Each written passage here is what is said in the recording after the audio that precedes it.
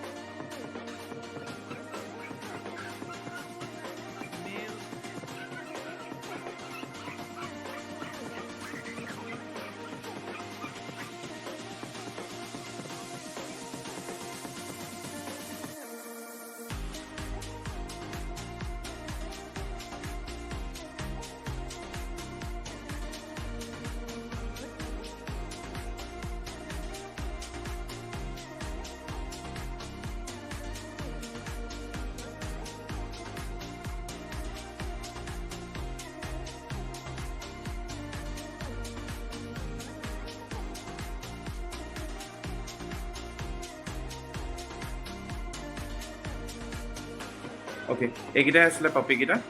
যিহেতু আপোনাৰ অলমষ্ট দেখাই দিলোঁ আপোনাৰ শ্ল'মোখিনি আপোনাৰ কালচাৰ স্পিচ হয়, অৰিজিনেল কালচাৰ স্পিচ। এণ্ড তাহাঁতৰ চাইজটো সৰুৱে থাকিব, নোম দীঘল হ'ব। আৰু ব্লেক এণ্ড টেন কালাৰটোত হৈ গ'ল আপোনাৰ এইটো লাছা টেৰিয়ৰ মেল পপি হয়। সেইটো পপি এটা বেলেগ ব্ৰীডৰে হ'ব, বহুত নোম হ'ব। আৰু এইটো ব্ৰাউনটো হৈ গ'ল আপোনাৰ জাৰ্মান শ্বেফাৰ্ড মিক্স। এইটো বিৰাটে ডাঙৰ দেখিলে আপোনালোকে, যিহেতু চবেই মেলে হয়, অকল কালচাৰ স্পিচৰ গল্ডেন কালাৰজনীহে ফিমেল হয়।